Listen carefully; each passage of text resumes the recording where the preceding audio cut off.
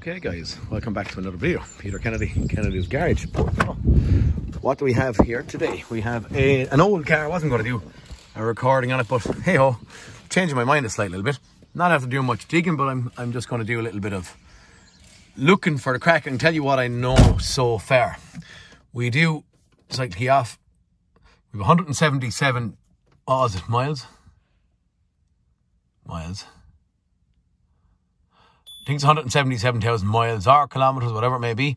But we have a crank, no start. 177,000 miles. So that's it cranking with a no fire up, okay?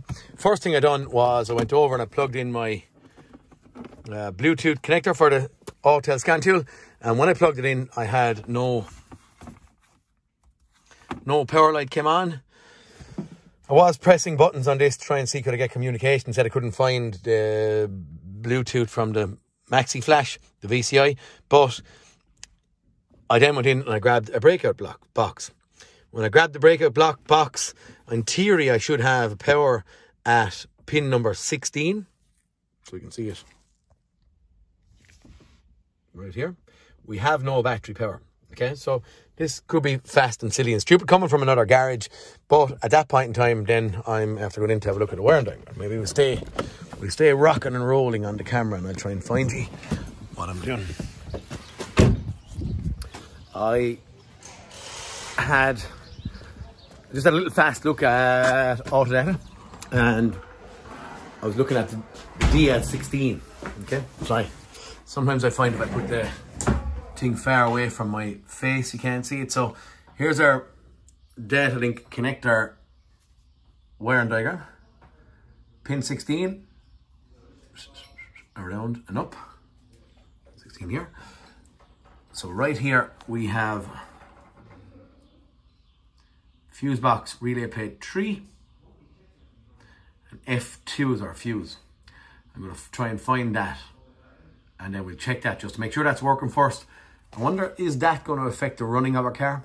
Starting of our car? Don't know. Did the man just blow a fuse in the other garage or what happened?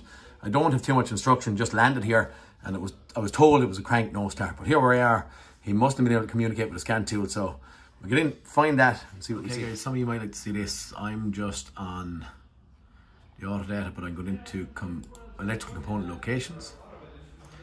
Over here then I'm going to go to fuse boxes and relay plates. What I couldn't make sense of there, I tried looking for relay plate 3 and I couldn't figure it out, but in here anyway, in engine bay 2, F2 is for our data link connector.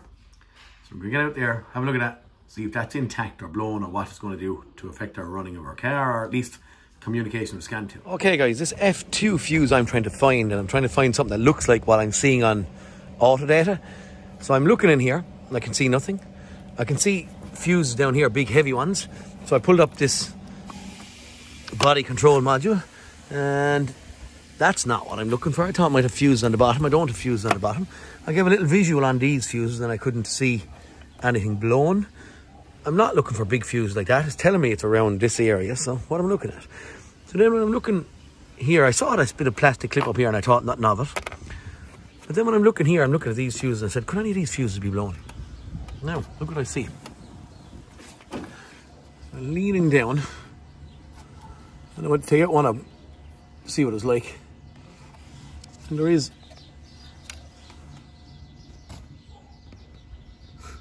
do you see that? Not very clear, is it? Come on, baby. If I turn off my light. The fuse is in, 2 fuses here. Whether it's anything to do with our problem or what. Excuse me, you're in the wrong way around. So these fuses should be, but someone at Billy Goat is that they're making the right mess of it, standing that way. Can you see what's happening here? So I don't know. I'm going to tidy up these spade connectors in there and put these around the right way and see what happens, okay? There is no connector up here, so it's only, there's one on the bottom there, nothing up top, so I'm ignoring that. There is a spade connector at the bottom and top here, and at the bottom and top here. Nothing at the top over here. So I'm just going to get these things in right see what way to fix the car. Okay, I haven't tidied up a bit. Only just pushed them in, snugged them in together with a screwdriver, so there's nothing fancy. Little face tester I had stuck in my pocket, and have it squeezed in. I did do a little float around just prior to recording, and bada boom. Well, bada boom, bada bing, we have battery voltage back, so at least we can communicate now. What we're going to find, I don't know, will we do a nosy turn of the key?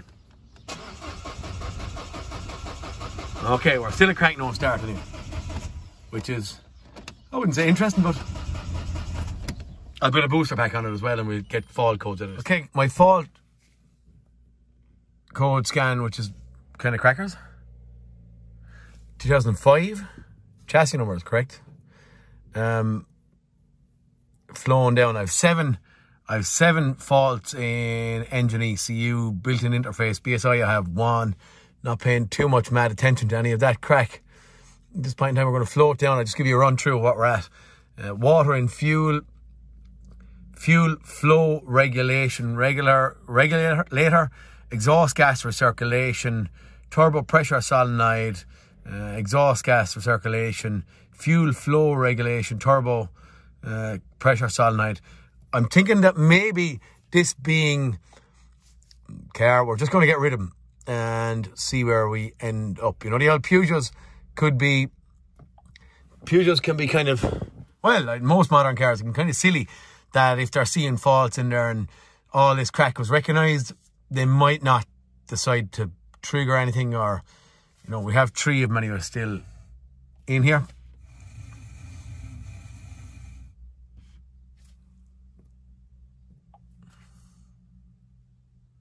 Have to say with the Autel, I'm starting to get a little bit more familiar, and the Autel wasn't at the start, but now at this point in time I'm starting to get a little bit more familiar, and it's probably right now starting to become my go-to scan tool over the Snap-on.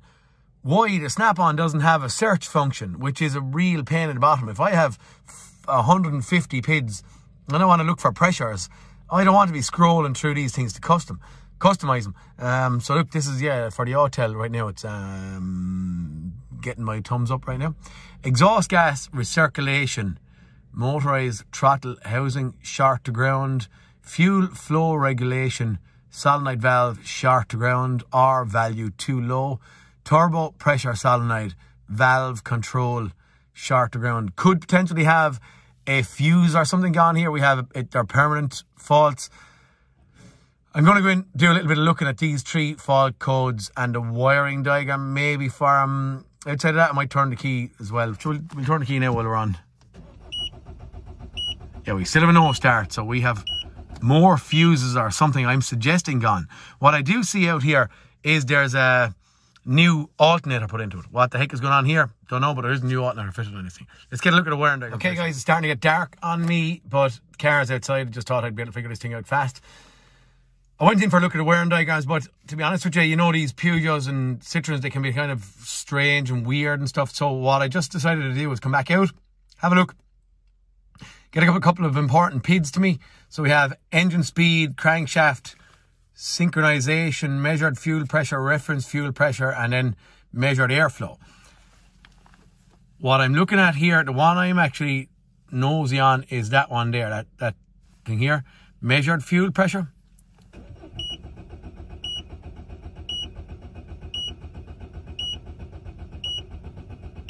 So we have engine speed, we have synchronization, we have no fuel pressure. I'm not so concerned about that as of yet, but I'm, yeah, trying to figure out right now what I'm going to go after. And I'm supposed, look, fuel pressure, and we had a fuel pressure control solenoid or something fault there. Pump on these things is very hard to get at way down the back of the engine, but we'll, yeah, we'll try and start to do a little bit more digging and see why we don't have fuel pressure. Have I got fuel getting up there, or is there a control metering, an inlet metering valve or something like that has an open circuit or some crack? So I might go looking at that. Okay guys, a little fast down, a little dirty test as we call it. Pull off my fuel return pipe, hand primer sitting in here, and when I squeeze I have fuel, so I'm flooded with diesel. It isn't air related or a delivery issue. Anyway, at this point in time, it's probably going to be a control issue that I have to get in and see what's the story with this inlet metering valve, or what the heck is going on here. Something strange going on with fuel pressure. Anyway, so we're going to be back to our electrical circuit to try and blame that rather than anything mechanical. Okay guys, I'm just looking here. Here we have, we're going turbocharger wastegate regulator, fuel flow control valve, following that fuse up, come up here to F10, okay, in the engine bay relay plate 2. So that's, this one is coming up. Over here then I have our intake manifold air control actuator position sensor. That's heading up across and up into F19. What was the other one we had? And that. And that. Yeah, the turbocharger regulating, wastegate regulating valve. Again, that's coming up, across, and we have it here. So I'm wondering, have I an issue with power coming to these things? But I'm just looking to see where this little relay sends power to these. I know we only have faults for 3 of these. 1, 2, and possibly 3. Maybe no issue with that. Let's see what it's bringing me down to. Fuel filter heater, would we get a fault code for that? I don't know, I'm going to have to go out and verify, push in the car, and verify that I have power coming to these 3 anyway, okay? From there we'll see, these 3, sorry. From there we'll see where we go. Okay, back out here to our multifunction control module. I don't know, will you be able to see?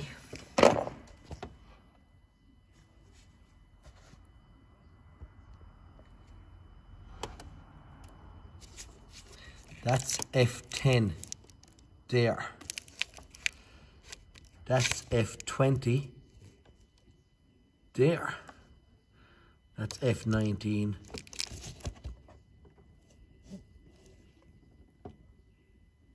there. So maybe we're after the compressor. Sorry guys, the compressor fired up there.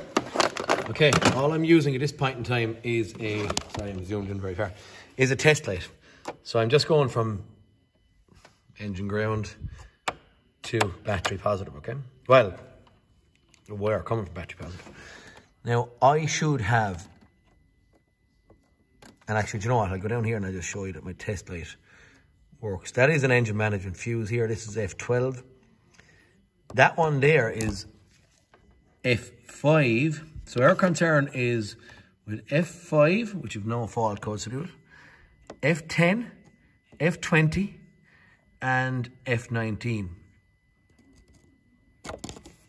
Right, I have basically anyway no power on F10, F19, or F20. So that fuse, and that fuse, not the fuses, are totally dead. As in, I'm probably going to confirm that I have powers and grounds getting into this module, and from there on, I'm then potentially going to condemn that because of one of these little relays internal in it. Just see where we go. But anyway, for F, and oh, sorry, I just want to show you number. We have this one here, which is F12 being good. F5 is totally dead as well. Okay, looks like we could be going to condemn that. We're getting close to it. I'm just going to confirm powers and grounds getting into it and see where we go from there. Okay, the main power feed is just this big heavy one here. Ground is here. Now, I didn't do that hacking. Someone was doing that before me. As far as I'm concerned, this is just, would I call that the BSI box? Multifunction control module? Haven't a clue. Don't know. So I'm not even going to make an attempt. I'm just going to say multifunction control module. I'm wondering and I'm looking. I had a little nosy, right? And I have a couple of fuses here live. And the power is coming to the front side, or my finger side of the fuses on all of them. I'm wondering if I sent or bridged in 1, 2, 3 power feeds into this and just via another fuse, jumping them to battery positive, what would happen? Would the car go? Would the car... Don't know. Might do it, because it's banjacks anyway. So can I do any harm by doing a bit of messing for myself for a minute? I don't know. Might try it and see. Okay guys, it's a new day and I'm only proving the concept. So what I'm after doing, I've just bridged in a wire in here coming from F5. I'm bridging a wire coming from F19, F20 and F10. You can see it just up to a fuse. I'm going to put power over that and just see what happens. Okay, all I'm doing is just bridged in a power feed coming out to my fuse, spade connector onto it, through a 30 amp fuse, out to, as I said, 1, 2, 3, 4 fuses. So that's only, what will we call it? A dirty test to prove what my concept. I'm going to go around and just see what happens with this thing. Could be. I did hear a clicking. Once I sent power into it, I did hear a clicking out here of some sort. It's going to get a nosy. Okay, we have everything on the dash. Ooh. Oh, the generic smile. Right, hey, come here, we're up and running. We do have check engine lights on. We're just at proving our concept of where we're at. I have ran through fuses in here and everywhere. This thing is getting power, is getting everything it needs, but it's not starting. That box, multifunction control module, is failed. Powers and grounds into it, proved. Yeah, internal in the box. We're running. Whee! Okay guys, it's just starting to get a little bit duskish there. I've just been handed this multifunction control module, 09 Peugeot 308 1.6 HDI, which is what we are. Now what I can say and see is that our part number 96647058880. Our part number is different. Let's see. Our part number is different. Sorry, where are we going? But I'm told, well, number one, it's plug and play. And number two, I'm told that once all the block connectors and everything are the same, that it should in theory work, that the part number is not as fussy as what I think. So look, we're going to get this thing in. Should be a fast swap over and see where we end up. Okay, plugged it in. Minute I connected the battery. Wiper start going. And we have no crank, so that ain't going to work anyway. He may go off and get another one for himself. I have a price actually on these, about 300 euros or so for the real deal, but anyway, this one is not going to work. Okay, attempt number 2. Owner of the wagon said he was going to go around and try and find one of these second hand. As you saw, the other one was plugged in, didn't work. He went off, he said he made 100 phone calls and couldn't get one off anyone. So look, lo and behold, anyway, he bit the bullet after a week or so and said to me, go ahead and get it. So I have ordered a new one of these. Now the only thing I can see is, I don't know whether it's just the actual, if that's not a part number or what, but the actual number that's in here and this number is different. It's ending in similar, 80, but the actual frontal part of it is totally different. Now I do not know if this is just plug and play or what. I'm told, only scrapyard lad said to me, hey, just plug them in and leave you away. So hopefully maybe this will just plug and play and we'll have a look, maybe it falls after, but yeah, get it into it, see what happens, and hopefully we'll turn the key or whatever way we go and make this thing run. Fingers crossed. Okay, it's a relatively easy, fast swap over. Adds a couple of plugs and it's in there now. Old one is thrown up there. We'll keep it sitting there. I kept my wiring on it just in case I needed to use it again. We'll just go and turn the key. I'm after connecting the battery. Also, I had the battery disconnected while doing it. So we'll just go in and see what happens, and will this thing, will it start, I wonder, or what? Okay.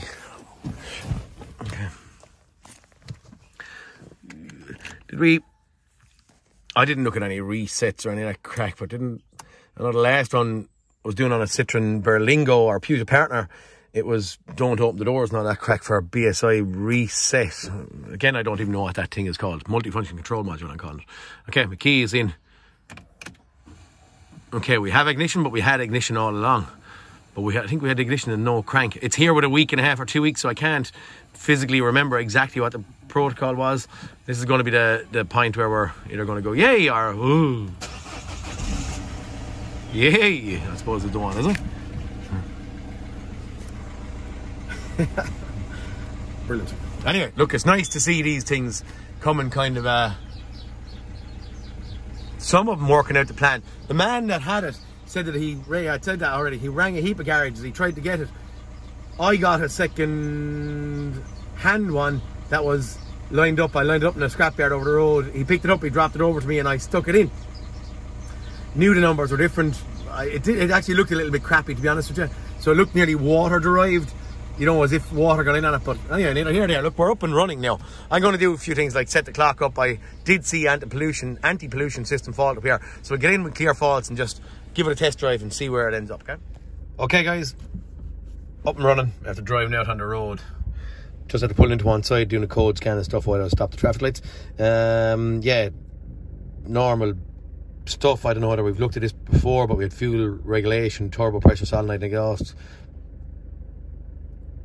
gas regulation and electronic. Yeah, mostly all the same thing repeated. No communication. We don't need to see these at this point in time. I'm only just showing you what I have. I'm going to do my generic stall. I'm going to quick erase. Okay. It says to have it in neutral or in park. Sorry, and I'm pulling the camera to one side so I can actually see what's happening. Going to erase these anyway, and yeah, give it a little spin.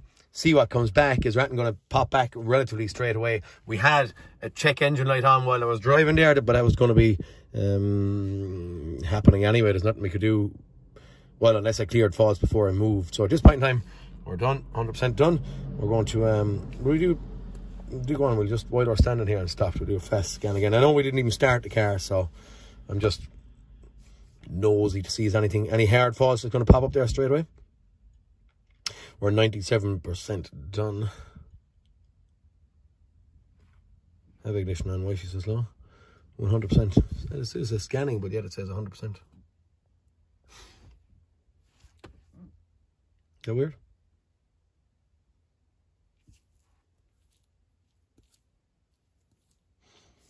BSI box, any no faults, etc. I'm going to give it a spin, give it a drive up the road, and just see, and then I'll close up. Okay, guys, we're back in garage. I'm just going to show you. Look at that. Anyway, that's the...